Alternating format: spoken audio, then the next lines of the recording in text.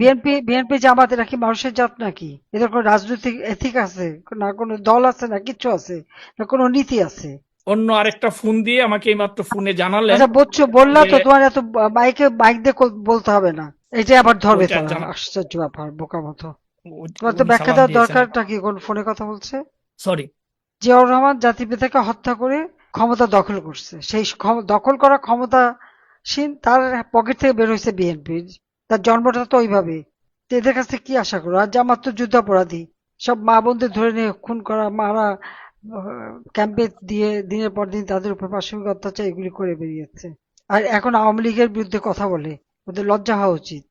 আর আওয়ামী লীগ কি আওয়ামী লীগ করতে পারবে না? প্রতিষ্ঠা বার্ষিকী করতে পারবে না? আরে তো আমাদের তো একটা প্রতিষ্ঠা বার্ষিকী আছে, তোদের প্রতিষ্ঠা বার্ষিকী কি? জিয়া রহমানের পকেট, এই তো। ঠিক আছে, তুমি শুরু করো। মাননীয় নেত্রী, আমরা এবার যে একটু আগে যার কথা বলছিলাম, এইমাত্র এই কথা বললাম যে ওই পাশের অন্য মানুষের কাছে যে সীতাকুণ্ডের মীর ইমরুল হাসান চৌধুরী রুবেল ভাইয়ের, উনি আমাদের সাথেই ছিলেন, আরো অনেক আগে থেকে যুক্ত ছিলেন। ঠিক সেই মুহূর্তে যখন ওনার নামটা ঘোষণা হয়, এর কয়েক মিনিট আগে ওনার বাড়িতে পুলিশ, এখন পুরা বাড়ি, উনি বাড়ির ভিতরে আছেন, চারদিকে পুলিশ ঘেরাও করে আছে ওনার বাড়িতে। এখন কি অবস্থা করে ওনাকে নিয়ে তার যাওয়ার জন্য। বলে দাও, তার বলে দাও যে টেলিফোনের সিমটা বের করে ফেলতে, সিমটা বের করে সরাই রাখুক। অলরেডি অলরেডি ওই ফোন থেকে সরায় ফেলছে সব, অন্য লোক বলতেছে বাইরে থেকে।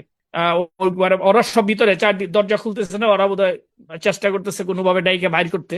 তো এটাই জানাইলো আর কি আশেপাশে এইমাত্র। আশেপাশে বলে যে বাইরে থেকে যদি সামনে মসজিদ টসজিদ থেকে লোক ডাকুক, জি, আমি বলে এলাকার লোক ডাকুক, যে আমার বাড়িতে ডাকাত পড়ছে।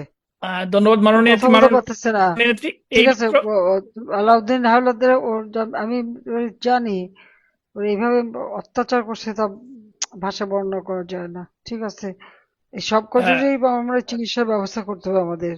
জি আর এই বলবেন বাচ্চাগুলি পড়াশোনা যাতে করতে পারে সে ব্যবস্থা করতে হবে। জি, কালকেই যাতে আজকেও কথা বলছি কয়েকজন, ওরা কিছু ওই যা আগে গত দায় মুক্তিতে যা তাদেরকে সাহায্য করছে।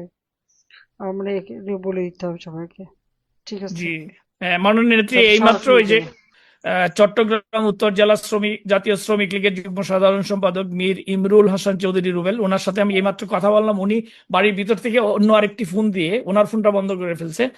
কথা বললেন হুম। আপনার কাছে, ওই তিনি এই কান্নাভাঙ্গা কণ্ঠে বলছেন আপনাকে সালামটা পৌঁছাইতে, ওনার জন্য দোয়া করতে। উনি বলছেন যে হয়তোবা পুলিশ তাকে এখন ধরে নিয়ে যাবে, উনি দরজা খুলতেছেন না, ওরা ভিতর থেকে আপনাকে তিনি সালাম জানিয়েছেন। এই 14 তারিখ, এই এই অনুষ্ঠানটা শেষ 14ই হলে পরে না, অনুষ্ঠানটা শেষ হয়ে গেলে বোধহয় ইয়ে করতে পারি। দেখা যাক। ঠিক আছে, তুমি শেষ করো তাড়াতাড়ি। 14ই উত্তর জেলা জাতীয় ইমরুল। শ্রমিক লীগের যুগ্ম সাধারণ সম্পাদক ইমরুল হাসান চৌধুরী হুম। রুবেল, যার বাড়িতে পুলিশ এখন চারদিক দিয়ে ওনাকে ধরার জন্য হ্যাঁ, হ্যাঁ। খবর। হ্যাঁ, উনি অন্য আরেকটা ফোন দিয়ে আমাকে এইমাত্র ফোনে জানালেন আচ্ছা বুঝছো, বললা যে তো তোমার এত মাইক দিয়ে বলতে হবে না। এটা আবার ধরবে ওইটা তারা, জানা আশ্চর্য ব্যাপার, বোকা মতো। তোমার তো উনি ব্যাখ্যা সালাম দেওয়ার দিয়েছেন। দরকারটা কি? কোন ফোনে কথা বলছে? কিচ্ছু বুঝি না এগুলি। ও আচ্ছা, সরি। আমরা একবারে এরা শেষ পর্যায়ে মাননীয়। বিএনপি জামাত এরা কি মানুষের জাত নাকি? এদের কোনো রাজনৈতিক এথিক আছে? না কোনো দল আছে, না কিচ্ছু আছে, না কোনো নীতি আছে?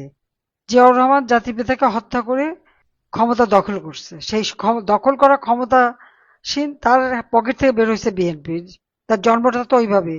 তো এদের কাছে কি আশা করো? আর জামাত তো যুদ্ধাপরাধী, সব মা বোনদের ধরে নিয়ে খুন করা, মারা, ক্যাম্পে দিয়ে দিনের পর দিন তাদের উপর পাশবিক অত্যাচার এগুলি করে বেরিয়েছে। আর এখন আওয়ামী লীগের বিরুদ্ধে কথা বলে, ওদের লজ্জা হওয়া উচিত।